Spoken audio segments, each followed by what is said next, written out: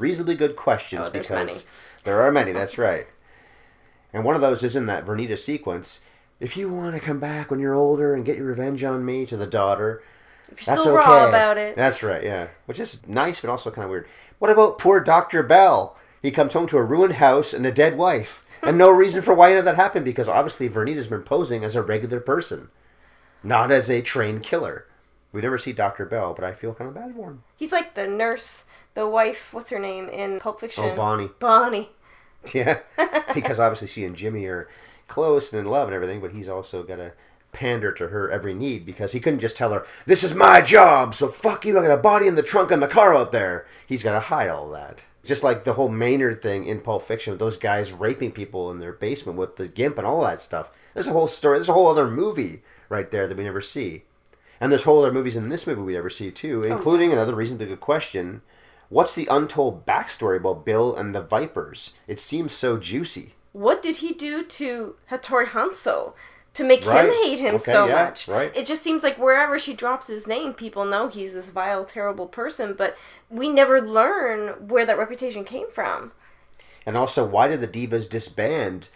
Was losing their top assassin just too much for them? Maybe it was too much for Bill. He still has L working for him. But only L. He clearly has some connection still with Oro Nishii. Bud left. And I noticed something for the first time when we watched the movie this time around. He says, your Hattori Hanzo sword is priceless.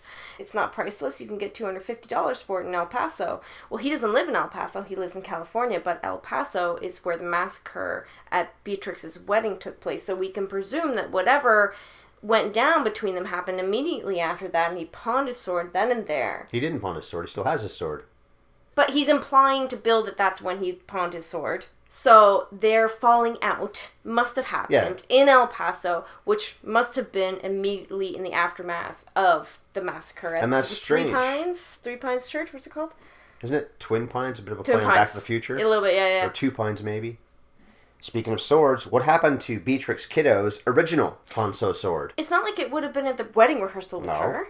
It probably would have been when she disappeared, when she was in, where was she, in Hong Kong? Was it Hong Kong when she discovers she's pregnant?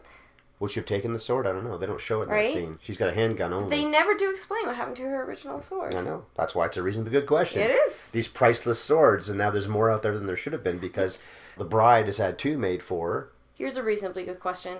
What is this airline that she flies that lets her just keep her sword right next to her the whole time? Did you notice there are other swords though on the plane? Yes! This is like Assassin Air. And this is post 9/11 too. Yeah. The movie may not be set post 9/11, but the movie was made post 9/11.